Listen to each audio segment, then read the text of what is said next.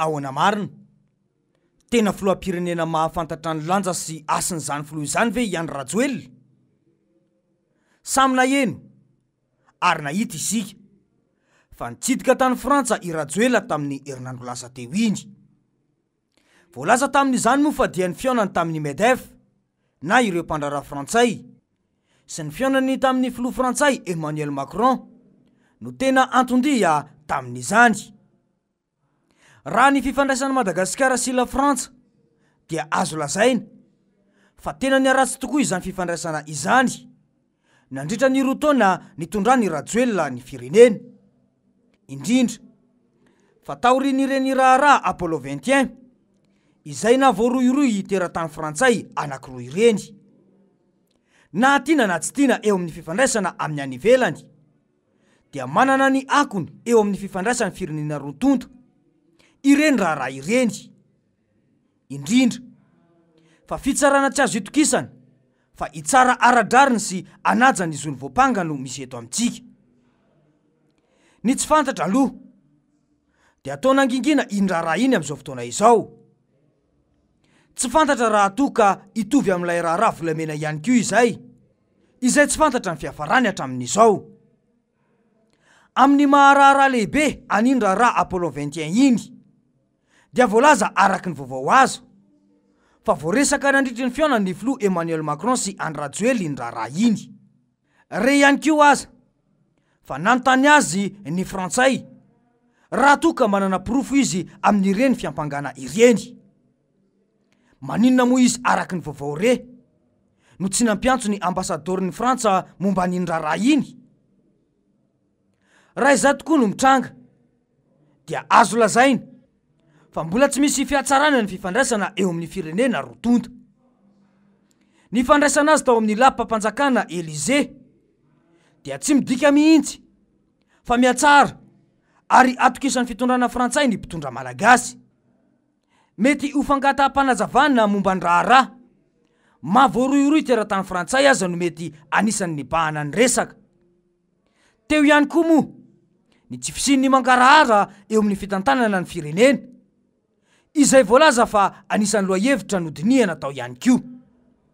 Noho izany tsy fisin'ny fampitokisana sy ny faratsiany fifandraisana izany dia mazava ho azy fa tsy de misy toy ny firy ny momba ny Îles Éparses na de voaresaka tao aza.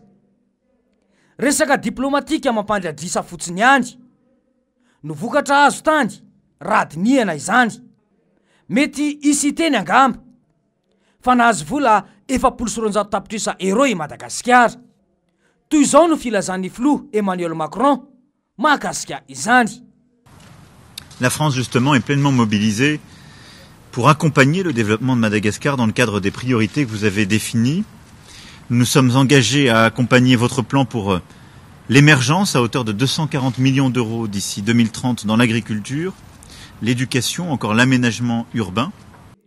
Mazava tsara ny voalaza fa hatramin'ny taona 34 io vola io. Ohatriny amin'io vola io izany no mety ho ampiasaina hatramin'ny taona 34 satria mantsy ho tapitra ny fepitaona iasan'ny filoha. Mazava tsara izany fa tsy misy vokany ny dia tany la Frantsa iny. Raha ny fionana tamin'ny mpampiasa vola frantsay indray dia azo lazaina fa tsy mamokatra izany satria tsy mbola feno ny fepetra rehetra ahafahan'ny mpandraharaha vahiny mampiasa ny volany eto amintsika. Ny jiro tsy ara-dalàna ary tsy azo antoka, ny rano tsy misy ary ny fitsarana tsy azo antoka. Nandamoka tanteraka izany iny fandehanana tany Paris iny. Tsy misy ny fampitokisana satria tsy misy ny drafitra ivoahana amin'ny krizy ara-toekarena eto amintsika.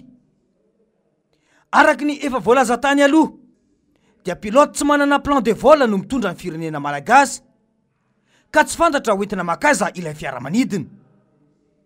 Tsy mahagaga raha toka vao maika isika milentika amin'ny fahantrana lalina noho ny tsy fahaizany mpitondra. Tsy mijery fotsiny izany akory ireo mpanohitra any Frantsa izay notarihiny RMDM fa nanao fihetsiketsehana entina anoerana an'ireo mpitondra tonga tany Frantsa. Hoy mantsy izy ireo namaky batsilany na ny zavanisy aty Madagasikara.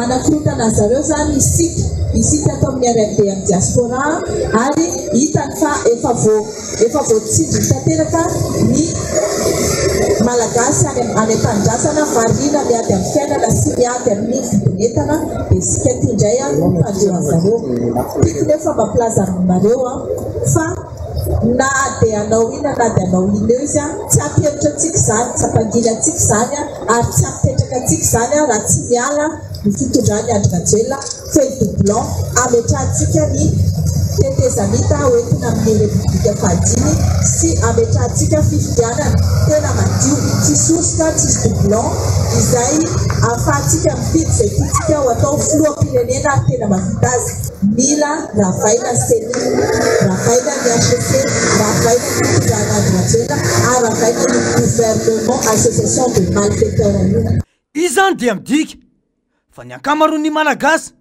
na ny eto toerana na ny any ivelany no tsy mankasitraka izao fitondrana mampahory malagasy izao. Tsy vitany hoe tsy mahomby ny fitsidiana natao fa vao maika ihany koa mampiseho toetra izay tsy tokony ataony izany filoham-pirenena izany izy rehefa tonga dia ny vato mahamenatra raha ireny no atao hoe filoham-pirenena. Filohatezitra manao fitenenana tsy mendrika izany atao hoe filoham-pirenena fa toa ireny olona miady an-tsena ireny no ny raha ndrehetra nahita sy neno azy teny ivato. Hoy mantsy izy hoe marina fa maneo teny nareo anatin'ny fédération fa hoka kosa mba tsy fanimingana ohatr'izao tsika satria zao le mahavoan'ny malagasy ezaka lehibe no ataontsika dia ianareo maningana fotsiny noho ny fitiavana olona ray noho ny fitiavana olona roa dia zao tsika malagasy homenatra eo anatrehan'izao tontolo zao satria hoe marary ny fonareo raha vita ny kianja tsy faly be nareo raha ho feny olona anatrika ny barea sy anoana ny barea covid ary tsika mbola feny covid teto afaka nisy nanatrika atsasaky ny stady no nomena atsika anatrika tany Tomasina manino tsika tsisy kahana covid atsony eto fa dia nareo amin'ny fédération no migafy sy misopatra n'izao lanonana zavatra atao zao. Faly nareo bravo fa tandremy fa mbola tsy vita io resaka io mbola tsy vita io zay olona ray roa misopatra amin'ity fampandroany ty Madagasikara ty dia ho hitanareo ny toyany ho hitanareo fa fantatro daholo izy ireo hoe izy dia ho hitanareo nazo anareo. Tsara ho marina aloha fa ny fédérationna malagasy ny baolina kitra dia eo ambany fiahiny ny kafa sy ny FIFA fa tsy ny fanjakana akory. Mahagaga ihany koa raha toa ka filoham-pirenena no manao raha matahora amina mpikambana ao amin'ny fédération ka mahatafavoaka fiteny hoe ho hitanareo ny toyiny ary fantatro daholo izy ireo hoe iza tena fanjakana manao didijadona tokoa no misy eto amintsika ka izay rehetra mitranga dia anaovana raha matahora daholo. Ny tsara ho fantatra dia tsy Madagasikara irery akory no nandraisany kafa fepetra tahaka izao fa ireo firenena afrikanina mandray lalao fihodinana voalohany rehetra. Mipetraka ary ny fanontaniana hoe olona manana toetra tahaka izany ve no tokony ho filoham-pirenena? Raha iamandreniny firenena ny filoha kanefa dia tsy mendrika izany no fomba fiteny hitantsika teo satria ve tsy tanteraka ny fiebebona saika natao dia ny fatratra tany amin'ny fédération ny atezerana manambara ihany keo angamby iny fa tsy naomby ny dia ka dia ny fédération aloha no tratra teo. Ireny rehetra ireny dia manambara fa misy ny instabilité politika eto amintsika ary everina fa tsy hisy fiovana mihitsy ny zava-misy sy ny fahantrana mahazo ny malagasy amin'izao fotoana izao. Ankoatr'izay dia mandeha ihany koa ny resaka fa mety hosoloina an'ilay ministry ny atany teo aloha ny lehibe ny Cheny. Ny mpanohitra dia efa mitaky ny fandravana ny Cheny sy ny HCC fa raha voamarina tokoa izany fikasana ampiditra olona manao ny doublon farany teo ireny dia fanapahan-kevitra tsy ho azo ny vahoaka ekena itsony izany. Raha fitinina izany ny zava-nisy tao anatin'ny herinandro izay dia enatra ho an'ny firenena no misy filoha tsy mahafantatra ny toetra tokony aseho no mitondra ka mipetraka ny fanontaniana hoe mahafantatra ny lanja sy ny hasin'izany filoam-pirenena zany ve i Andry Rajoelina fa ahoana mariny